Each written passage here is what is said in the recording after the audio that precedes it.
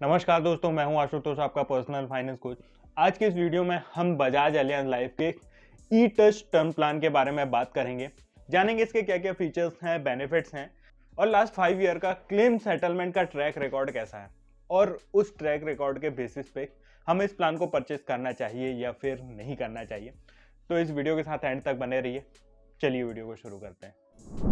Basic features की बात करें तो दोस्तों इस प्लान में minimum entry age 18 years and maximum entry age 65 years है। Minimum age at maturity 28 years है and maximum age at maturity 75 years है।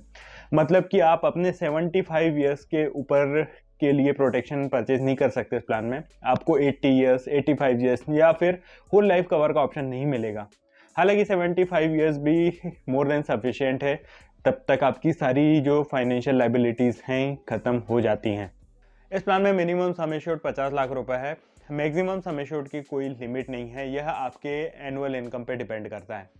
एक्सीडेंटल डेथ बेनिफिट के लिए मैक्सिमम लिमिट 2 करोड़ रुपीज़ है। Accidental total permanent disability benefit के लिए भी maximum limit 2 crore rupees है और ACI benefit accelerated critical illness benefit के लिए मैक्सिमम लिमिट 75 लाख रुपीज़ है। यह प्लान हमें 4 वेरिएंट्स में मिलता है: shield, shield plus, shield super and shield supreme.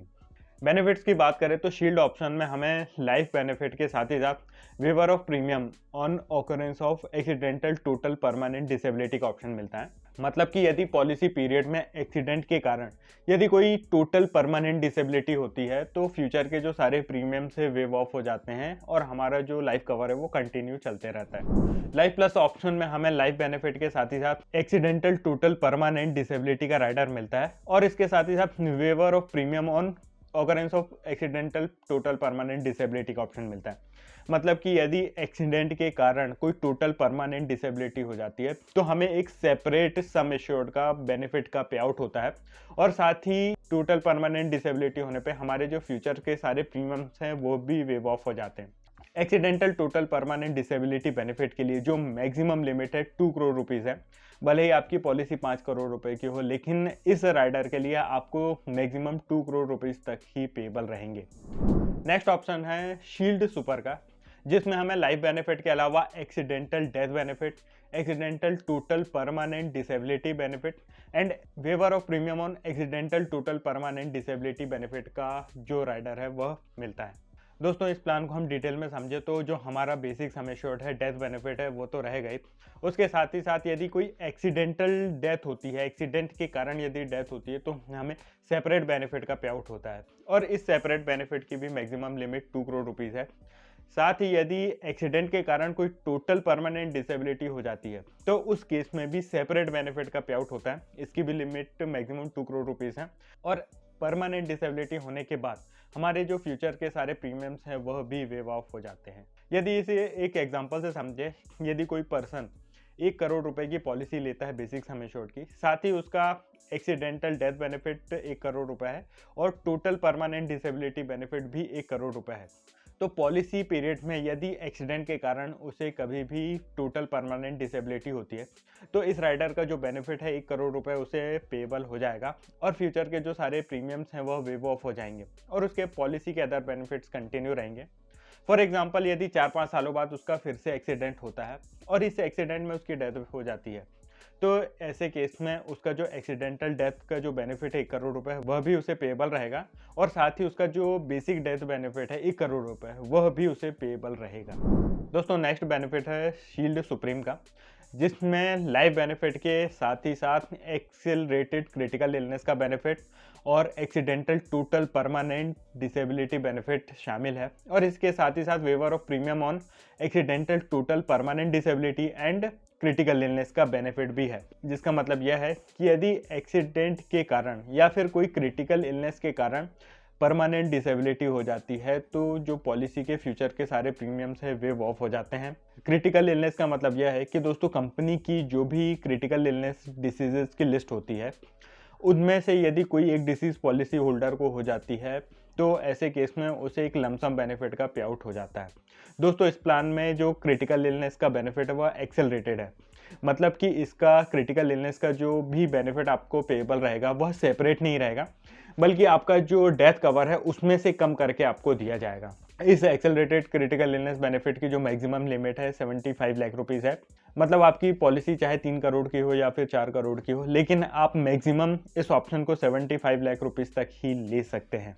दोस्तों, क्रिटिकल इलनेस के लिए बजाज एलियांस की एक 34 इलनेसेस की लिस्ट है, जिनमें से कोई भी इलनेस यदि होती है तो इस बेनिफिट का पे आउट होगा। इसमें एक और कंडीशन है, एंजियोप्लास्टी के केस में आपको टोटल क्रिटिकल इलनेस के बेनिफिट का पे आउट नहीं होता है, सिर्फ 5 लाख रुपए का जो बेनिफिट है वह आपको मिलता है। ऐसे केस में यदि फॉर एग्जांपल आपका जो क्रिटिकल इलनेस का बेनिफिट है वो 25 लाख रुपए है, इन केस यदि पॉलिसी पीरियड में आपको एंजियोप्लास्टी की ज़रूरत पड़ती है तो क्रिटिकल इलनेस में से सिर्फ 5 लाख रुपए आपको दिए जाएंगे और जो क्रिटिकल इलनेस का बेनिफिट है वह कंटिन्यू रहेगा। फ्यूचर में यदि उन 34 डिसीजेस में से कोई एक डिसीज डिटेक्ट होती है तो आपको रिमेनिंग 20 लाख रुपीज़ आपको पेबल होंगे। और यदि पॉलिसी पीरियड में कोई भी क्रिटिकल इलनेस डिटेक्ट नहीं होती है और पॉलिसी होल्डर की डेथ हो जाती है तो जो कंप्लीट बेसिक सम एश्योर्ड है उसका पे आउट पॉलिसी होल्डर को हो जाता है। साथ ही एक्सीडेंट के कारण टोटल परमानेंट डिसेबिलिटी के केस में जो भी उसका जो सम एश्योर्ड है उसका पे आउट इस वेरिएंट में हो जाता है। डेथ बेनिफिट के पे आउट के लिए और एक्सीडेंटल डेथ बेनिफिट के पे आउट के लिए नॉमिनी को ऑप्शंस मिलते हैं, या तो वो अपना जो भी उनका कंप्लीट बेनिफिट अमाउंट है पूरा एक साथ 100% लमसम में ले सकते हैं, या फिर 50% अमाउंट लमसम में ले सकते हैं और रिमेनिंग अमाउंट इंस्टॉलमेंट्स में ले सकते हैं, या फिर जो 100% अमाउंट है वो पूरा इंस्टॉलमेंट्स में ले सकते हैं। यदि इंस्टॉलमेंट सेलेक्ट करते हैं तो नेक्स्ट 10 ईयर्स तक 120 इंस्टॉलमेंट्स में हर महीने आपका जो बेनिफिट है उसका पे आउट होता है। इंस्टॉलमेंट में भी हमें 2 ऑप्शन मिलते हैं, या तो आपके नॉमिनी लेवल इंस्टॉलमेंट को सेलेक्ट कर सकते हैं या फिर इंक्रीजिंग इंस्टॉलमेंट को सेलेक्ट कर सकते हैं। फॉर एग्जांपल यदि 1 करोड़ की पॉलिसी है तो यदि लेवल इंस्टॉलमेंट को सेलेक्ट करते हैं तो करीब 1,10,000 रुपये इक्वल इंस्टॉलमेंट में नेक्स्ट 120 मंथ्स तक पेबल रहेंगे। और यदि इंक्रीजिंग इंस्टॉलमेंट्स का ऑप्शन सेलेक्ट करते हैं तो करीब 78,000 रुपीज़ पर मंथ से जो है पे आउट का मिलना स्टार्ट होगा और हर साल 10% से इंक्रीज होते जाएगा। दोनों ही ऑप्शन में आपको सेम बेनिफिट का ही पे आउट होगा। तो आप अपने नॉमिनी को एजुकेट कर सकते हैं कि उन्हें अपनी फाइनेंशियल सिचुएशन के अकॉर्डिंग किस टाइप के पे आउट का सिलेक्शन करना चाहिए। एक्सेलरेटेड क्रिटिकल इलनेस और accidental total permanent disability benefit के लिए कोई इंस्टॉलमेंट का ऑप्शन नहीं रहेगा, उसका बेनिफिट कंप्लीट लमसम में पेबल रहेगा। दोस्तों, जब भी हम पॉलिसी परचेज करते हैं तो कई बार हम किसी ऑनलाइन पोर्टल के टेलीकॉलर से या फिर बैंक के आरएम से या फिर गलत एजेंट के चक्कर में फंस के एक सही पॉलिसी परचेज नहीं कर पाते हैं। यदि आप अपने फाइनेंशियल सिचुएशन के अकॉर्डिंग एक सही अमाउंट की और एक सही टेन्योर की पॉलिसी परचेज करना चाहते हैं तो वो पॉलिसी आप मेरे साथ भी परचेज कर सकते हैं, जिसमें मैं आपकी करंट फाइनेंशियल सिचुएशन को एनालाइज करके एक राइट प्रोडक्ट को रिकमेंड करता हूँ। दोस्तों, क्लेम एनालिसिस के लिए मैंने लास्ट 5 इयर्स का डाटा लिया है IRDAI के एनुअल रिपोर्ट से, जिसमें हम उनके पेंडिंग क्लेम्स, पेड क्लेम्स और रिजेक्टेड क्लेम्स का एनालाइज करेंगे, जिसमें हम उनके कितने % क्लेम्स पेंडिंग हुए हैं और उन पेंडिंग क्लेम्स के लिए कितना अमाउंट पेंडिंग है, क्लेम सेटलमेंट रेशियो कितना है और क्लेम सेटलमेंट रेशियो अमाउंट या फिर अमाउंट सेटलमेंट रेशियो कितना है, इन सब का एनालिसिस करेंगे। यदि हम इस टेबल में देखें तो 17-18 में उनके 1.75% क्लेम्स पेंडिंग है, जिसके लिए करीब 8.47% का जो अमाउंट है वह पेंडिंग है, जो कि काफ़ी हाई है। 92.04% का क्लेम सेटलमेंट रेशियो है और अमाउंट सेटलमेंट रेशियो 83.94% है, जो कि ये दोनों रेशियो भी काफ़ी पुअर है। 5.79% क्लेम्स रिजेक्टेड हैं और 7.34% का जो अमाउंट है वह रिजेक्टेड है। तो दोस्तों, ये रेशियोज भी काफ़ी पुअर है।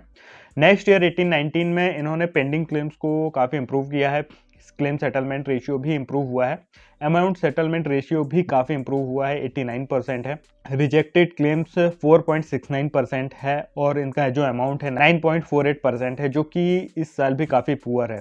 लेकिन हम 1920 से 21-22 तक का डाटा देखें तो दोस्तों, इस कंपनी ने अपने रेशियोज को काफ़ी अच्छा इंप्रूव किया है। पेंडिंग क्लेम्स और उनका जो अमाउंट है नेग्लिजिबल है। क्लेम सेटलमेंट रेशियो 98% या फिर उससे ज़्यादा ही है तीनों सालों का। अमाउंट सेटलमेंट रेशियो 93, 91, 93% है, मतलब कि काफ़ी अच्छा इंप्रूव हुआ है। रिजेक्टेड क्लेम्स भी कंपनी के 2% से कम है और जो अमाउंट है वह भी 6-7% के आसपास है।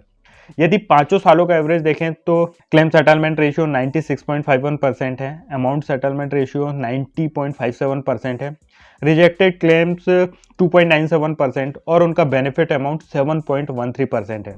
यदि हम 17, 18 और 18, 19 के डाटा को देखें तो यह प्लान बिल्कुल भी परचेज करने लायक नहीं है। लेकिन जब हम लास्ट 3 इयर्स के रेशियोज देखते हैं तो फिर कंपनी ने बहुत ही अच्छा इंप्रूवमेंट किया है और यही कारण है कि बहुत सारे एडवाइजर्स की रिकमेंडेशन लिस्ट में अब यह प्लान आ चुका है। दोस्तों, यदि इस प्लान को परचेज करना चाहते हैं तो आप बिल्कुल परचेज कर सकते हैं। इनका क्लेम सेटलमेंट रेशियो भी काफ़ी अच्छा इंप्रूव हुआ है, अमाउंट सेटलमेंट रेशियो भी बहुत अच्छा इंप्रूव हुआ है और इनके लास्ट 3 ईयर के जो पेंडिंग क्लेम्स हैं वह भी 2% से कम है। दोस्तों, मैं फिर से रिपीट करूंगा, यदि आप अपनी फाइनेंशियल सिचुएशन के अकॉर्डिंग एक ट्रस्ट वर्दी और एक्सपीरियंस्ड एडवाइज़र से पॉलिसी परचेज करना चाहते हैं तो आप वह मेरे साथ भी परचेज कर सकते हैं। यदि इस वीडियो से रिलेटेड या इस पॉलिसी से रिलेटेड आपका कोई भी डाउट है तो आप नीचे कमेंट करके पूछ सकते हैं। वीडियो अच्छा लगा हो तो इसे लाइक ज़रूर करें, चैनल को सब्सक्राइब करें। दोस्तों, आज के लिए बस इतना ही, मिलते हैं नेक्स्ट वीडियो में। धन्यवाद।